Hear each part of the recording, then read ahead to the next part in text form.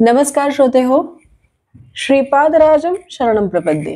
आज आपण या श्रीपाद श्री वल्लभ चरित्रामृताच्या पुष्पमालिकेमध्ये 19वे पुष्प गुंफणार आहोत.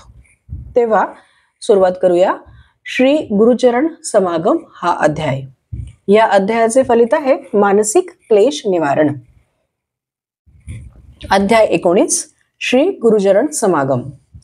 वल्लभेश्वर शर्मा दंपती, सुबण्णा शास्त्री आणि मी असे 4 जण श्रीपाद प्रभूंच्या लीलांचे स्मरण करीत होतो. त्याच वेळी त्यांच्या घरी एक दूरचा नातेवाईक लिंगण्णा शास्त्री आला. तो वेदशास्त्र पारंगत होता. लिंगण्णा शास्त्री म्हणाला, मी पित्याच्या तर्पणानिमित्त पादगया श्रेष्ठी पवित्र असलेल्या पिठिकापुरम क्षेत्रात आलो. माझे आजोबा कर्मठ ब्राह्मण होते. ते धनवान असले तरी स्वभावाने मितव्ययी होते. ते शास्त्रात सांगितल्याप्रमाणे संकटात असलेल्या लोकांना काही उपाय सांगून त्यांना आपलेसे करून घेत असत. पितृदेवतांना संतुष्ट करण्यासाठी भाविक लोक 10 प्रकारचे दान यथाशक्ती देत असत. परंतु माझे आजोबा अत्यंत थोड्या पैशात सर्व विधी आटोपून स्वतःचा अधिकाधिक फायदा होईल असे पाहत. त्यांचा व्यवहार ब्राह्मण धर्माला साजेसा नव्हता. काही कालावधीनंतर वार्धक्याने त्यांचा मृत्यू झाला. माझे वडील सुद्धा माझ्या आजोबांसारखेच होते. कालांतराने त्यांचा सुद्धा मृत्यू झाला. मी मात्र शास्त्रानुसार माझ्या सामर्थ्यानुसार पितृदेवतांचे श्राद्ध तर्पण आदी कर्मे करीत असे. आमच्या घरी अकारण होणाऱ्या गृहकलहामुळे माझी मनःशांती नेहमी भंग पावत असे. परमशांत स्वभावाचे माझे आप्तमित्र आमच्या घरात पाऊल टाकताच रौद्ररूप धारण करीत. याच वेळी माझी पत्नी रुसून आपल्या माहेरी गेली. माझा मुलगा, जावई, मुलगी या सर्वांनी माझा पदोपदी अपमान करून माझे जीवन नकोसे केले होते. माझे जीवन नरकमय झाले होते. जीवनात धन असेल तर जीवन जगण्यात आनंद वाटतो, परंतु माझ्याकडे धन तर नव्हतेच. शिवाय गृहकलह या सर्वांना कंटाळून मी आत्महत्या करण्याचा विचार केला. परंतु मरणानंतर पिशाच योनी प्राप्त होण्याची मला भीती वाटत होती. माझ्या मृत्यूनंतर माझी शास्त्रोक्त पद्धतीने अंत्यक्रिया होणार नाही हे निश्चित होते. एके दिवशी मी गोशाळेतील सर्व साफसफाईचे काम आटोपून जेवणासाठी येऊन बसलो. त्या दिवशी सुनेने विटलेले अन्न वाढून दिले. त्याला वास येत होता. त्यात थोडे किडे सुद्धा दिसले. गोशाळेतील कामाने मी अत्यंत थकून गेलो होतो आणि भुकेने डोळ्यात आसवे येत होती. माझी स्थिती फारच दयनीय झाली होती. माझे आप्त, सखे, पुत्र, कांता, कन्या हे खरेच माझे आहेत का? हा सारा मायाजाळ तर नाही ना? माझ्या मनात गोंधळ उडाला होता आणि माझी विचारशक्ती कोंठीत झाली होती. इतक्यात एका अवधूताने मला दर्शन दिले. करुणेचा महाप्रवाह त्यांच्या नेत्रातून ओसंडत होता. त्या करुणामूर्तीस पाहून मी लहान बालकासारखा त्याच्याकडे धावत गेलो. ही व्यक्ती माझ्या चिरपरिचयाची असल्यासारखे मला वाटले. मी त्या अवधूतांच्या दिव्य चरणांवर डोके ठेवून नतमस्तक झालो. ते दिव्य चरण मी हृदयात स्थापित केले. अवधूतांनी थाळीतील अन्नास स्पर्श करून ते शुद्ध केले, परंतु ते विटके अन्न अदृश्य होऊन त्या ठिकाणी हलवा नावाचा गोड पदार्थ आला. त्या थाळीतील थोडा हलवा अवधूतांनी खाल्ला आणि उरलेला मला प्रसाद म्हणून दिला. मी तो अत्यंत आनंदाने खाऊन तृप्तीची ढेकर दिली. त्या प्रसादाच्या सेवनाने माझ्यात नवीन शक्तीचा संचार झाल्यासारखे वाटले. अवधूतांनी नंतर मला एक पहार दिली आणि ईशान्य दिशेस खोदण्यास सांगितले. बराच मोठा खड्डा झाला. त्यात 2 कुत्र्यांचे अस्थिपंजर देह दिसले. अवधूतांनी त्या खड्ड्यात तांदळाची पेस्ट टाकण्यास सांगितली. त्यांच्या आदेशानुसार मी त्यात पेस्ट टाकून तो खड्डा बुजवून टाकला आणि त्यावर अवधूत म्हणाले, तुझी पिशाच बाधेपासून मुक्तता झाली आणि तुझ्या घराची आता स्थलशुद्धी झाली. आता तुला सर्व गोष्टी अनुकूल होतील. पादगयाप्रमाणे महिमा असलेल्या पिठिकापुरमहून तुला बोलावणे आले आहे. तू तात्काळ प्रवासाची तयारी कर. बाकी व्यवस्था मी पाहीन. आपण पिठिकापुरम येथे भेटू. अवधूतांच्या आदेशानुसार मी पिठिकापुरमला जाण्यास सांगितले. घरी कोणाला सांगितले नाही. अगदी अंगावरील एका कपड्यानेशी निघालो. थोडे अंतर जाताच सायंकाळ झाली. एका आमराईत मी प्रवेश केला. तेथील यजमान नरसिंहप्पा यांनी माझे यथोचित स्वागत केले. खाण्यासाठी आंबे आणि इतर गोड फळे दिली. ती खाल्ल्याने माझी भूक शांत झाली. त्या आमराईच्या यजमानांच्या विनंतीनुसार मी रात्री तेथेच मुक्काम केला. सकाळी स्नान संध्यादी आटोपून पुढे जाण्यास निघालो. तेव्हा नरसिंहप्पाने मला आंबे एका वस्त्रात बांधून दिले. अवधूतांनी सांगितल्याप्रमाणे माझी खाण्याची आणि राहण्याची उत्तम सोय झाली होती. त्या अवधूतांच्या लीलेचे मोठे आश्चर्य वाटत होते. त्यानंतर नरसिंहप्पा मला म्हणाला, कालपासून माझ्या स्वप्नात एक अवधूत येत आहे.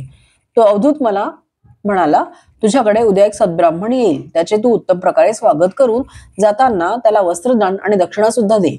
मार्गात खाण्यासाठी त्याला तुझ्या शेतातील आंबे दे. मला पडलेले स्वप्न आज खरे झाले. तुमची सेवा करण्याची संधी मला भाग्याने मिळाली आणि तुमचे दर्शन झाले. मी धन्य झालो. या घडलेल्या घटनेवरून मला असे नक्की वाटते की ते अवधूत सारीसुधी व्यक्ती नसून कोणीतरी दिव्य महापुरुष असावा. मी पुढच्या प्रवासास निघालो. नवीन वस्त्र धारण करून वेदस्मरण करीत चालत असताना माझ्या देहात विद्युत प्रवाह जोरजोरात होत असल्याचा अनुभव आला. या विद्युत प्रवाहाने मला एका अनामिक सुखाची अनुभूती होत होती. रोज सोबत एक वेद पारंगत महापंडित चालत असल्याचा मला भास झाला. त्या वेदातील सावित्री मंत्राचा तो उच्चार करीत होता. मी सुद्धा त्यांच्या बरोबर वेद म्हणत होतो. एवढ्यात तो म्हणाला, सावित्री वर्णन मुख्य मंत्र आहे.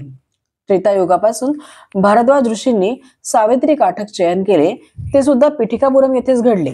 कधीतरी केलेले विधान आज सत्य होऊन पिठिकापुरम येथे श्री दत्तात्रय प्रभू श्रीपाद श्रीवल्लभांच्या रूपात अवतारित झाले आहेत. वेद हे अपौरुषेय आणि ईश्वर निर्मित आहेत. वेद पठणाचा अधिकार ब्राह्मणांचा आहे, परंतु वेदाध्ययन सर्व वर्णांच्या लोकांना करता येते. ब्राह्मण कृष्णाची भक्ती करीत, परंतु कृष्ण मात्र ब्राह्मणांचा सत्कार करून त्यांचे पाय धुवून ते पाणी आपल्या शिरावर प्रोक्षण करीत. तुला पिठिकापुरमहून बोलवणे आहे. तू किती भाग्यवान आहेस. तेव्हा मी म्हणालो, अहो महाराज, श्रीपाद वल्लभ कोण आहेत? त्यांचा महिमा मला वर्णन करून सांगाल काय? अरे बाबा, श्रीपादांचे दर्शन सर्व पापांचे क्षालन करणारे असते. ते साक्षात दत्तात्रय प्रभू आहेत. त्यांची जन्मभूमी पिठिकापुरम क्षेत्र आहे. पूर्वयुगात ज्या ज्या वेळी धर्माला ग्लानी आली त्या त्यावेळी परमेश्वरांनी पृथ्वीवर मानवी अवतार घेऊन सज्जनांचे रक्षण आणि दुर्जनांचे हनन केले. त्या काळी विष्णुदत्त आणि सुशीला हे पुण्यवान दंपती राहत होते. सुशीला एक साध्वी स्त्री असून आपल्या पातिव्रत्याने आणि साधना सामर्थ्याने ती सती अनुसूय समान होती. विष्णुदत्त एक अत्यंत विद्वान, आचार संपन्न, सच्छील ब्राह्मण होता. त्याने आपल्या साधनेने आणि विद्वत्तेने अत्रि ऋषी प्रमाणे स्थान प्राप्त केले होते. या उभय दाम्पत्यांनी सती अनुसूया आणि अत्रि मुनी बरोबर तादात्म्य स्थिती प्राप्त करून घेतली होती. ही स्थिती निराकार असून नेत्रांना अगोचर असते. त्याचे वर्णन शब्दाने करता येत नाही. या स्थितीचा अनुभव मात्र घेता येतो. विष्णुदत्त आणि सुशीला पुढील जन्मात सुमती राणी आणि अपल राज शर्मा या रूपात जन्माला आले. त्यांनी केलेल्या तपाचे फलस्वरूप त्यांना श्रीपाद वल्लभ रूपाने एक दिव्य पुत्राचा लाभ झाला. अपलराज हे भारद्वाज गोत्राचे आपस्तंभ शाखेचे कृष्ण यजुर्वेदी ब्राह्मण होते. पूर्वयुगात लाभाद नावाचे एक वैश्यमुनी होते. ते श्रीमातेच्या वासवी कन्यका अवतारात तिचे पिता भास्कराचार्युलू होते. श्रीपाद श्रीवल्लभांच्या अवतारात सुमती महाराणीचे पिता होते. तू पिठिकापुरमला त्या महान पुरुषांचे दर्शन घेऊ शकशील. तुझे उत्तम आदरातिथ्य करून दक्षिणा वस्त्रदान दिलेला शेतकरी पूर्वजन्मात पिठिकापुरम मधील व्यंकटपया श्रेष्ठी आणि त्याचे वडील सुब्बरामया श्रेष्ठी यांचा घरी सेवक होता. परमपवित्र अशा सुब्बरामया श्रेष्ठीच्या घरी सेवा करण्याने आणि ते पवित्र अन्न ग्रहण केल्याने फलस्वरूप तो एक वतनदार होऊन सर्व सुखांचा लाभ घेत होता. पिठिकापुरम मधील व्यंकटपया श्रेष्ठी नरसिंह वर्मा हे दोघे श्रीपाद प्रभूंना अत्यंत प्रिय होते. त्यांना श्रीपाद प्रभूंच्या वात्सल्य भक्तीचा लाभ झाला होता. कर्मबंधन हे सर्व बंधनात अत्यंत क्लिष्ट बंधन आहे. यज्ञ करताना चुकून जरी पवमान घट फुटला तरी यज्ञ करणारा ब्राह्मण शिर फुटून तात्काळ मृत्युमुखी पडतो असे शास्त्रवचन आहे. परंतु सध्याच्या काळात पवमान घट फुटला तरी यज्ञ करणाऱ्या ब्राह्मणास काही होत नाही. याचे कारण काय, असा प्रश्न श्रीपाद प्रभूंनी शिष्यांना विचारला. तसेच वेदशास्त्रात सांगितलेल्या यज्ञफल स्वरूप शुभ घटना घडतात, परंतु अशुभ घटना मात्र घडत नाहीत. याचे कारण काय? श्रीपाद प्रभू म्हणाले, पुत्रा, सध्याच्या काळात यज्ञ संपन्न करताना विद्युत पदार्थ तितके प्राणघातक नसतात. यज्ञ करणारे पुरोहित उत्तम साधक असावे लागतात. त्यांच्याजवळ योगाग्नी भरपूर प्रमाणात असावा लागतो. त्या अग्नीने पवमान गडातील विद्युत जळू शकते. महायोगी असणाऱ्या पुरोहिताने शास्त्र विधीपूर्वक यज्ञ केल्यास त्याचे चांगले फळ मिळून विश्वाचे कल्याण होते. परंतु असे न केल्यास यज्ञाची प्रक्रिया घडते, परंतु वेदशास्त्रोक्त फळ मात्र मिळत नाही. यज्ञादी कर्मात देण्यात येणारी दक्षिणा रुपये 16, 116, 1016 अशा संख्येतच दिली जाते. यात सुद्धा रहस्य दडलेले आहे. गोत्र हे पितृसंबंधित असते. हे सृष्टीच्या अंतापर्यंत बदलत नाही. धर्म हा 7 पुरुषांमध्येच फिरत असतो. सपिंड हे मातेशी संबंधित असते. विवाहयोग्य मुलगा आणि धन हे 2 उत्तम कर्माची फळे आहेत. स्त्री ही अग्निरूप असते आणि ती प्रकृतीत आवश्यकच असते. श्रीपाद श्रीवल्लभ अद्वैत मताचे पुरस्कर्ते होते. ते आदिशंकराचार्याप्रमाणे पक्षपात रहित होते. गुणभेद नसणाऱ्या श्रीपादांना कुलभेद मुळीच नव्हता. आदिशंकराचार्यांनी आपली हेमविद्या सत्वगुणी ब्राह्मणाला न देता रजोगुणी असलेल्या गौड कुलातील लोकांना दिली. शंकराचार्यांना वाटले हेमविद्या जर आपण ब्राह्मणांना दिली तर ते धनांच्या मोहाने त्यांच्या इष्टधर्माचे पालन करणार नाहीत. शंकराचार्यांप्रमाणेच श्रीपाद प्रभूंनी जाती, वर्ण, मत, वय यांचा भेदभाव न करता प्रत्येकाच्या योग्यतेनुसार अनुग्रह दिला. पृथ्वी, आप, तेज, वायू आणि आकाश ही पंचमहाभूते आणि मन, बुद्धी, अहंकार ही अष्टधा प्रकृती जड स्वरूप आहे. 1 हे चित्र प्रकृतीचे प्रतीक आहे. 2 पासून 10 पर्यंत असलेल्या 8 या संख्या जड प्रकृतीच्या द्योतक आहेत. 0 हे ब्रह्मतत्वाचे दिग्दर्शक आहेत. 9 या संख्येत पूर्ण पृथ्वीच्या कार्यकलापाचे रहस्य दडलेले आहे. श्रीपाद श्रीवल्लभ हसून म्हणत, 2 चौपाती देवलक्ष्मी आणि 2 पोळ्यांसाठी भिक्षा मागत. हे 2, 4, 9, 8 या संख्येचे प्रतीक आहे. स्वामींच्या बोलण्यात नाना अर्थ दिसून येत. सृष्टीतील सर्व द्वंद्वाचे 2 हे प्रतीक आहेत. देहाचे स्थूल, सूक्ष्म, कारण, महाकारण अशी 4 प्रतीके आहेत. ब्रह्मतत्व हे कधीच बदलत नाही. ते 9 या संख्येचे द्योतक आहे. महामाया ही 8 या संख्येने दर्शविली जाते. श्रीपाद श्रीवल्लभ अर्धनारी नटेश्वर आहेत. श्रीपाद श्रीवल्लभांचे विराट स्वरूप. मी बृहतशिला नगरातील पेनुगुंडा गावाचा रहिवासी आहे. माझे नाव गणपती शास्त्री असून मी वेदाध्ययन करण्यासाठी वायसपूर म्हणजे काकीनाडा या गावात आलो. गुरूंची सेवा करीत मी वेदाध्ययन करीत असे. माझ्या गुरुदेवांच्या घराजवळ त्यांची शेती होती. गाई वासरे होती. मी गाई वासरांना चारण्यासाठी रानात घेऊन जात असे. तसेच त्यांचे दूध काढून त्यांचे वाटप करण्याचे काम सुद्धा आनंदात करत असे. एके दिवशी मी गायींना घेऊन गेलो असताना मला 10 वर्षाचा एक तेजस्वी बालक दिसला. तो आमच्या शेतात आला. त्याच्या गळ्यातील जानवे पाहून तो ब्राह्मणच असावा असा दृढ विश्वास वाटला. मी त्याला विचारले, तुझ्या गळ्यात जानवे दिसते, तू कोण आहेस? त्यावर तो बालक म्हणाला, मीच आहे. सृष्टीतील सारी तत्वे माझ्यातच सामावली आहेत. सर्वांना आधारभूत असणारा तो मीच आहे. माझ्यातील ब्राह्मणाची लक्षणे पाहून मला ब्राह्मण समजलास हे काही चूक नाही, परंतु तेच काही सर्व सत्य नाही. माझ्यातील क्षत्रियांची लक्षणे पाहून जर मला कोणी क्षत्रिय समजल्यास ते खोटे नाही, परंतु ते पूर्ण सत्य नाही. माझ्यातील वैश्य लक्षणे पाहून जर कोणी मला वैश्य समजल्यास ते असत्य नाही, परंतु ते पूर्ण सत्य नाही. माझ्यातील शूद्राची लक्षणे पाहून कोणी मला शूद्र समजल्यास ते खोटे नाही, परंतु ते पूर्ण सत्य नाही. तू मला चांडाळ समजलास तरी ते अयोग्य नाही, परंतु तेही संपूर्ण सत्य नाही. मी सर्व सीमांच्या पलीकडे आहे, अतीत आहे. सत्य किंवा असत्य असणाऱ्या प्रत्येक विषयापासून मी अतीत आहे, परंतु त्यांचा आधारभूत सुद्धा मीच आहे. मी परमसत्य आहे, ते अवधूतांना ज्ञात आहे. माझा धर्म हा परमधर्म आहे. तो सर्व धर्मांच्या अतीत आहे आणि त्याचा आधार सुद्धा आहे. हेच माझे परमप्रिय तत्व आहे. सृष्टीतील जीवात असणाऱ्या प्रेमतत्वापेक्षा सुमधुर आहे. एवढेच नव्हे तर ते सर्वांचा आधार आहे. तू आणि मी पुरुष असलो तरी स्त्रियांप्रमाणे वर्तन करतो, स्त्री असली तरी ती पुरुषांप्रमाणे वर्तन करते. अर्धनारी नटेश्वर या 2 रूपांनी एकत्र असलेला मी मन वाचेस अगोचर असून दिव्यानंद तत्व मीच आहे. इतक्या विलक्षण अशा रूपाने युक्त असलेल्या मला तू कसा ओळखशील? त्या गुराखाने असे सांगताच माझ्या अंगात कापरे भरले. माझ्या मनस्थितीची कल्पना येऊन तो दिव्य गुराखी म्हणाला, आताच मी शनिदेवाशी बोललो. मी या गणपती शास्त्रीस चित्रविचित्र बंधनांनी बांधून त्यास त्रास दिला. त्यावेळी तो मला बंधनातून मुक्त करण्यासाठी विनवू लागला. त्यावर मी म्हणालो, मी याचे कर्मफळ गाईच्या दुधाच्या रूपात ग्रहण केले. तू अशा बंधनात पडू नकोस. हे ऐकून माझ्या अंगात कापरे भरले. माझ्या पत्रिकेत या काळात माझी दयनीय स्थिती दाखवली होती. काही बोलण्याच्या स्थितीत नसताना तो गुराखी एका गायीजवळ जाऊन म्हणाला, हे गायत्री, मला खूप भूक लागली आहे, दूध देशील का? त्या गोमातेने होकारार्थी मान हलवली आणि तिच्या स्तनातून उष्ण दुधाच्या धारा वाहू लागल्या. त्या गुराख्याने पोटभर दूध पिले. आश्चर्याची गोष्ट अशी की ती गाय वांझ होती, तरी तिने त्या गुराख्यास दूध दिले.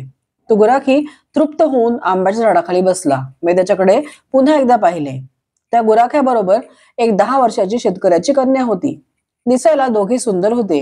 त्यांचे विनोदी संभाषण सारखे ऐकावेसे वाटे. त्यांचे बोलताना होणारे हावभाव नयनरम्य होते. तेवढ्यात व्यंकटप्पया श्रेष्ठी त्यांच्या घोडागाडीतून उतरले. त्यांच्याबरोबर एक 10 वर्षाचा तेजस्वी बालक होता. तो श्रीपाद श्रीवल्लभ असल्याचे मला नंतर समजले. माझ्या गुरुदेवांना ही भूमी व्यंकटप्पया श्रेष्ठींच्या वडिलांना स्मृतिप्रित्यर्थ त्यांनी दान दिली होती. या भूमीस लागूनच त्यांचे एक विस्तीर्ण शेत होते. या शेताची पाहणी करण्यास श्रेष्ठी पिठिकापुरमहून वायसपूर ग्रामात येत असत.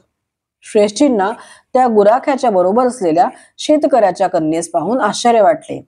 त्या गुराख्याने त्याच्या बरोबर असलेल्या कन्येने श्रीपादांना नमस्कार केला.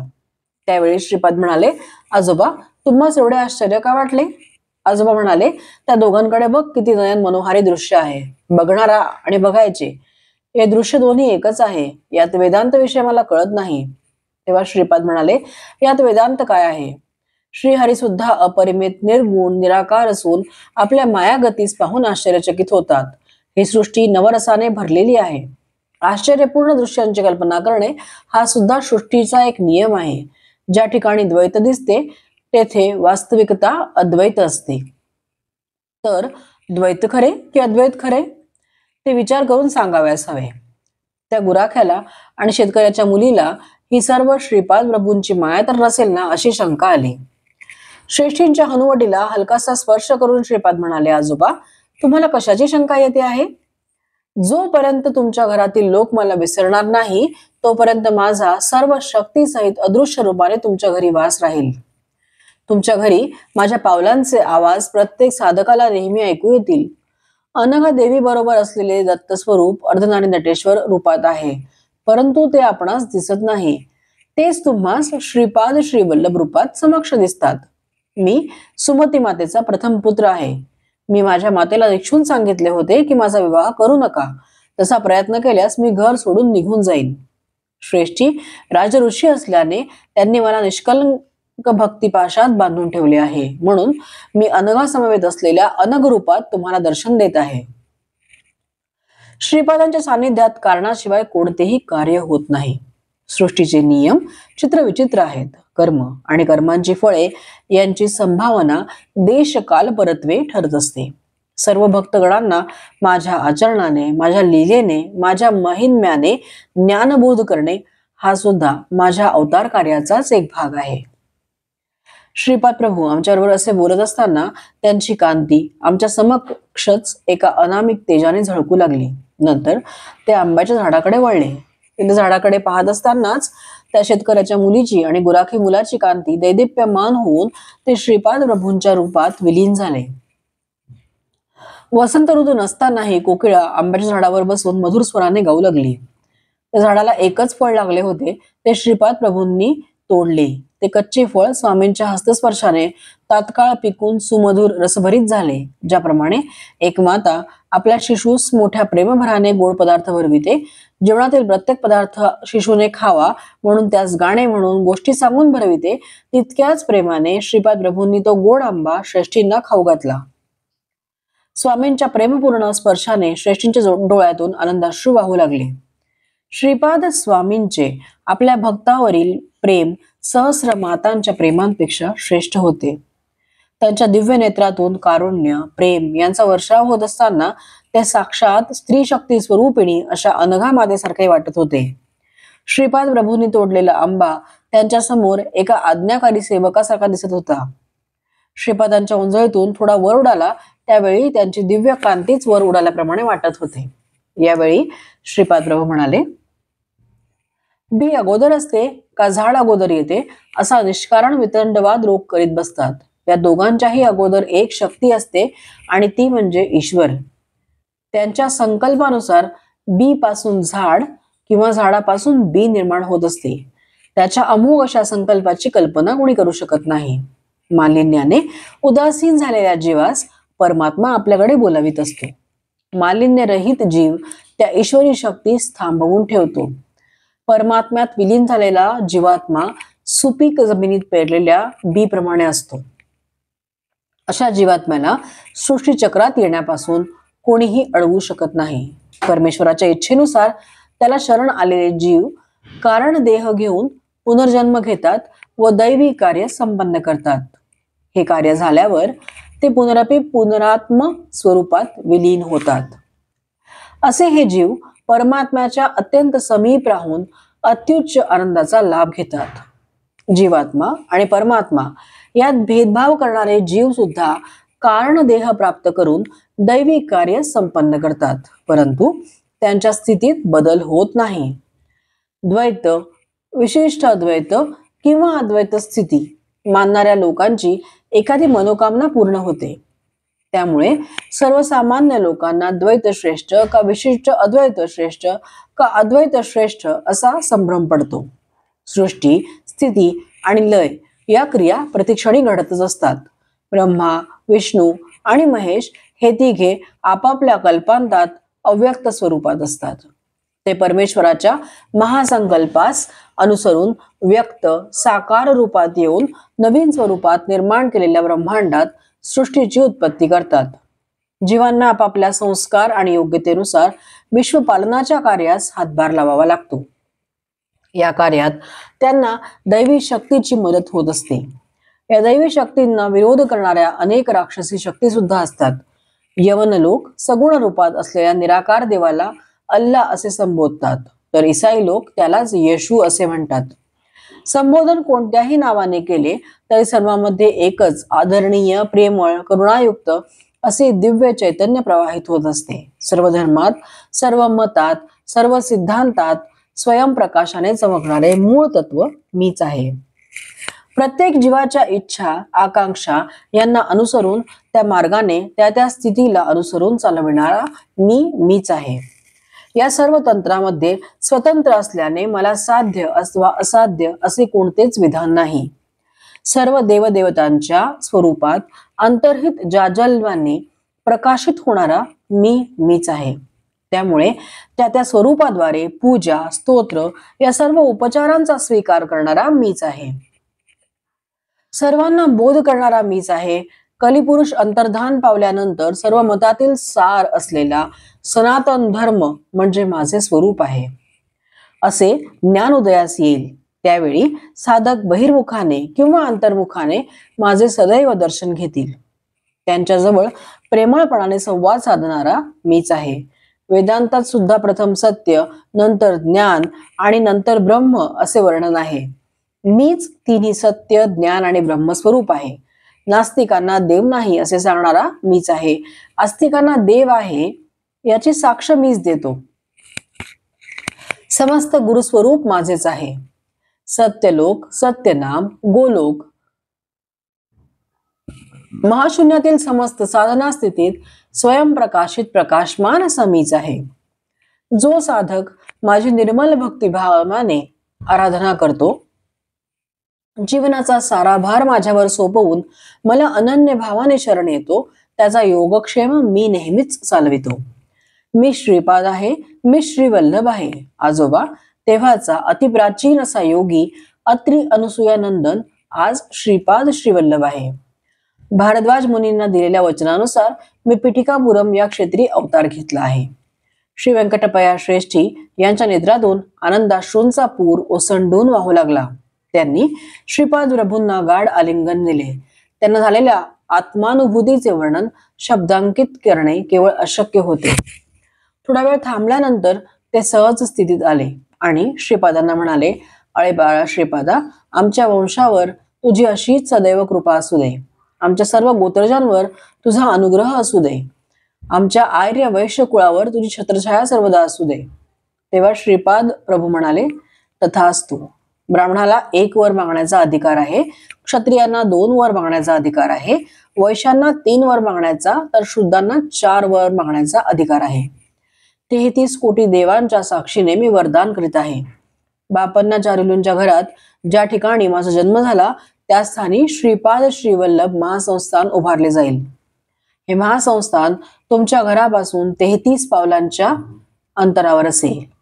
ते बापन्ना चारुलूंच्या व श्री नरसिंह वर्मा यांच्या घरापासून सुद्धा 33 पावलांच्या अंतरावरच असेल.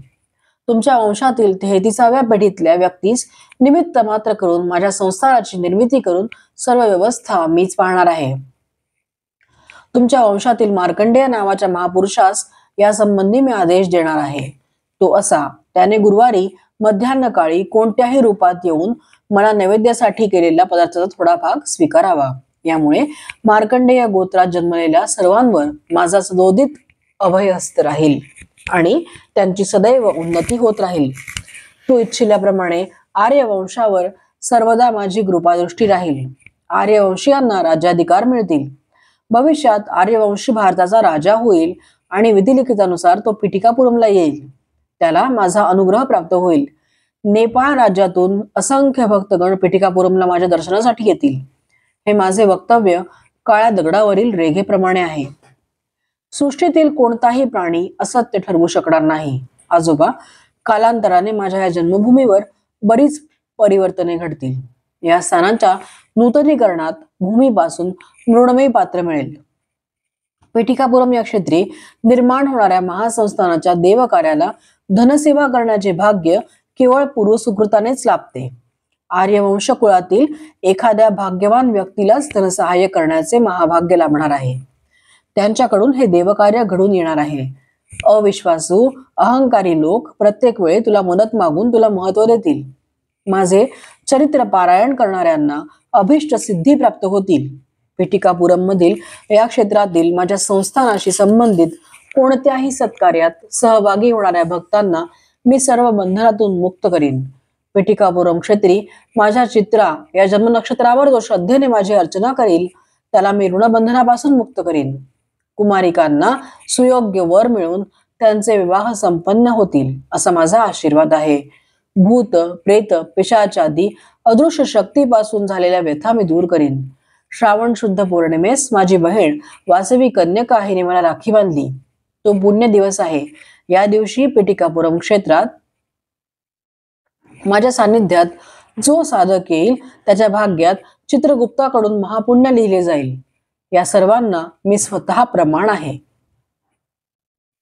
माझ्या लीला स्वयंप्रमाण आहेत.